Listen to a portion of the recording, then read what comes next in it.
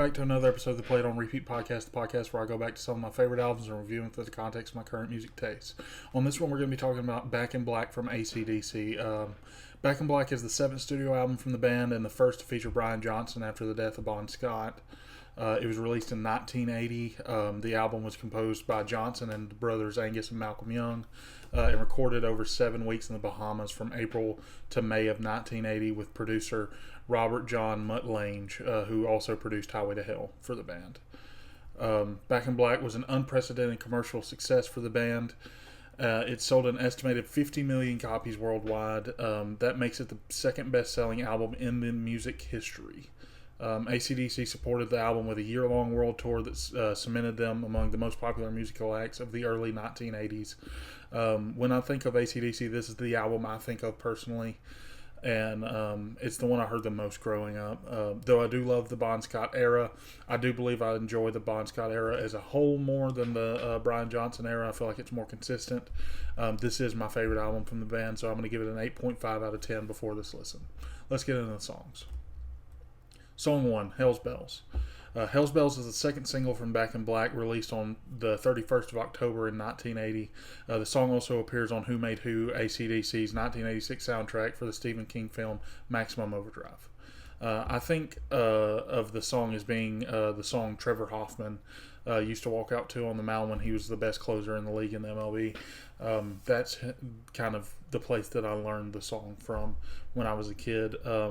The song opens with a church bell droning on and on. Soon a super iconic guitar intro starts. Drums join soon after that. The riff is super simple but catchy as all get out. Brian Johnson starts singing about a minute and a half in, and this is the first time you're hearing just how different he is from Bon. Like, they both have raspy voices. They're both of the same ilk, I guess you would say, but they're very different at the same time. His vocal performance in this is great. The solo is one of Angus's best as well. It fits the song incredibly well. We transition out of the solo straight back into the chorus. The band jams for a few seconds, then we hit some big chords on the end of and the Hell's Bells scream from Brian Johnson one more time. This one's 5 minutes and 12 seconds, and it's a song that makes 5 minutes disappear like it's nothing. One of my favorites from the band's entire discography. It's an amazing way to open an album. An amazing intro to Brian Johnson as a singer for the band.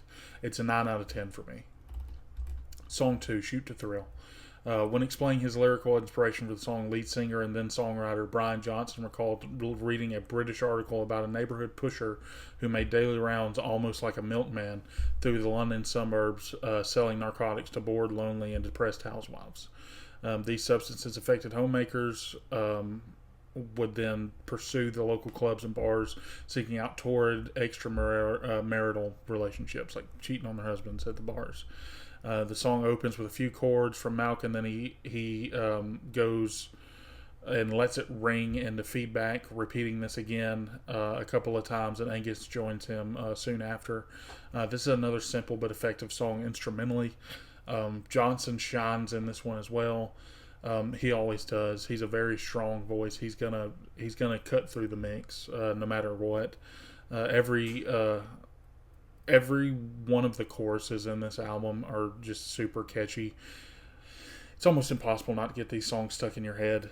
There's a breakdown part toward the end where they take the energy way down to go to a cleaner guitar, similar to Long Way to the Top, another song from the band. That just builds and builds until we get to the highest point of the song and we get a solo from Angus. It's another great solo. We go out on Angus still playing and a scream from Johnson once again. This one is 5 minutes and 17 seconds, and it's an insane 1-2 punch from this album. On the beginning, two of the band's best songs back to back. It's on the same level as Hell's Bells, so it's a 9 out of 10 for me as well. Song 3, What Do You Do for Money, Honey? This one is about someone willing to do anything, including exploiting others to be successful. This is another one that opens with a few simple chords.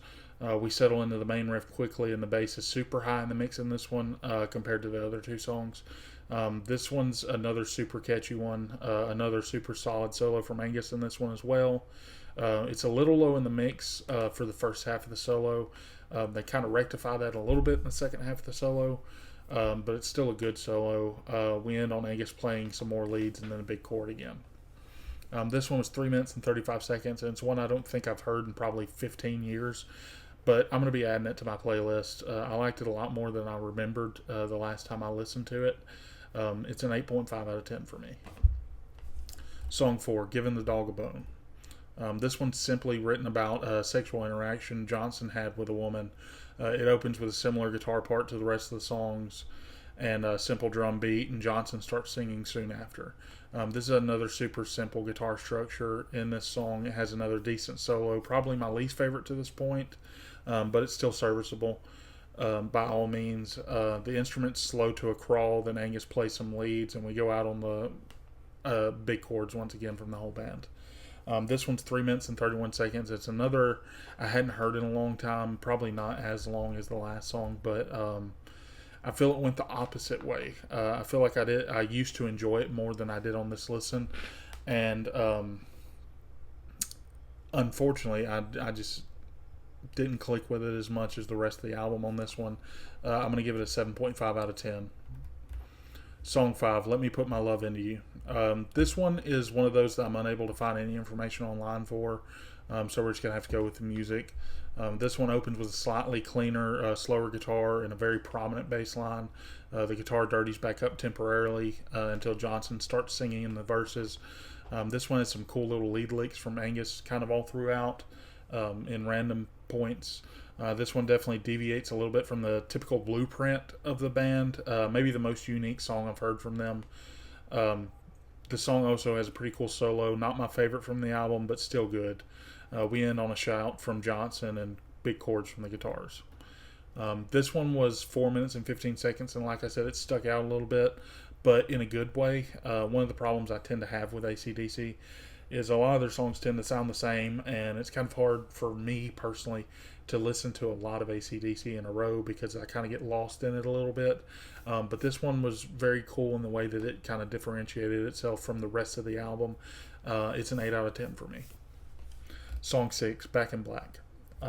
This one's notable for the opening guitar riff. The song was written as a tribute to Bon Scott, who died suddenly in February of 1980.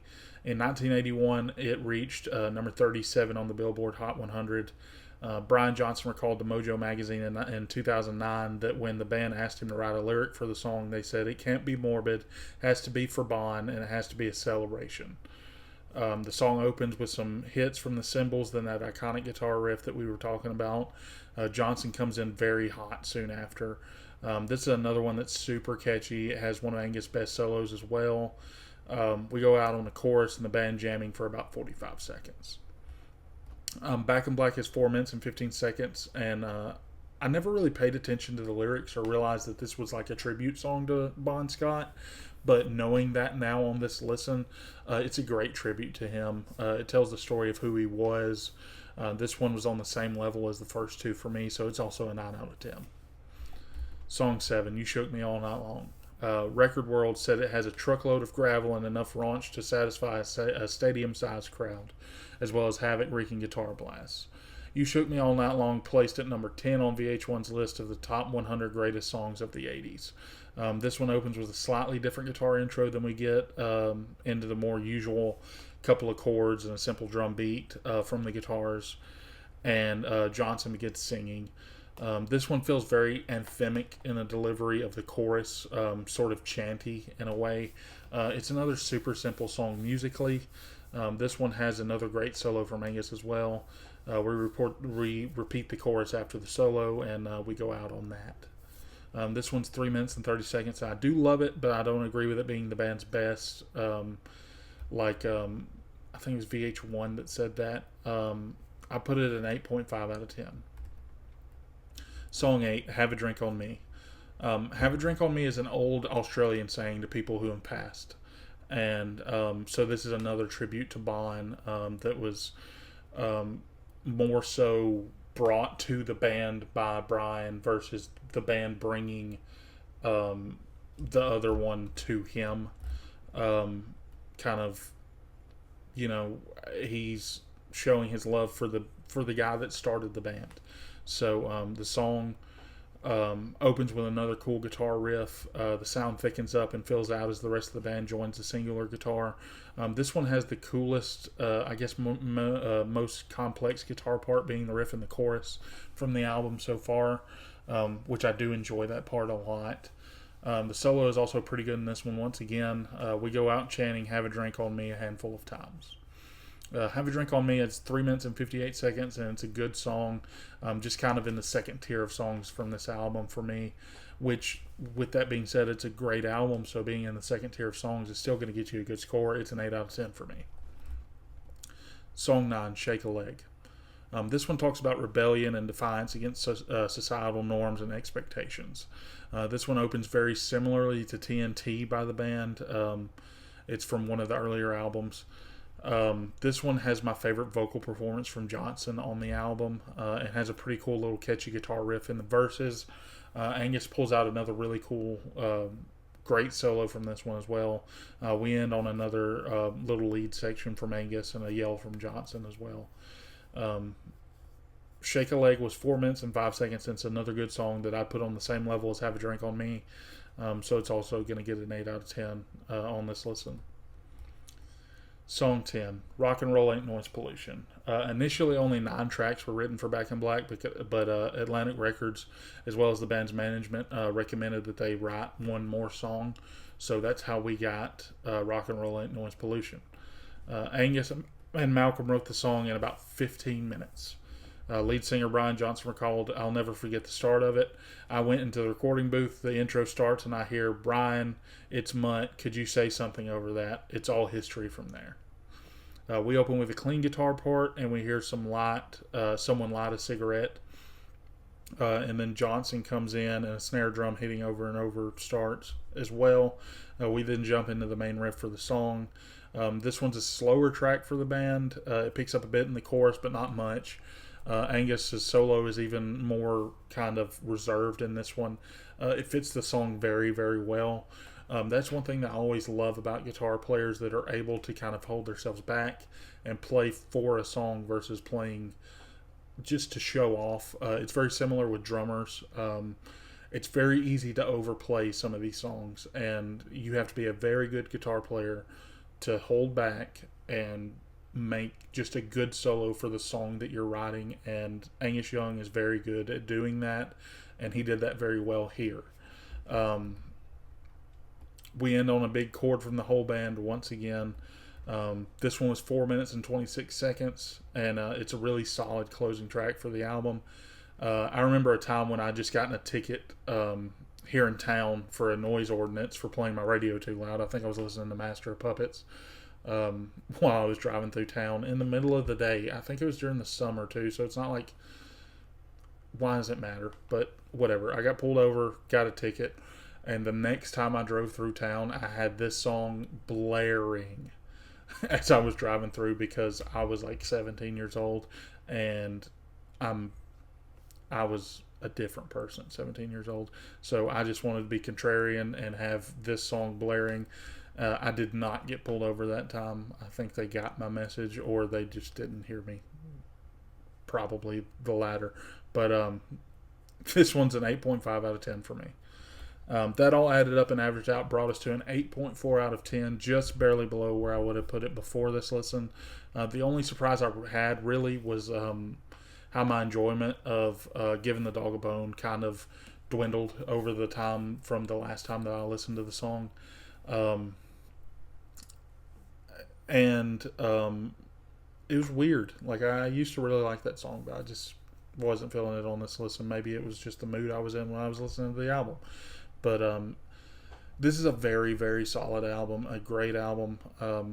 One of, if not the best from the band. It is my personal favorite, but yeah, well, with all that said and done, I just have to say thank you for watching, and please like and subscribe if you enjoyed, if you're on YouTube, or share with a friend if you're on Spotify.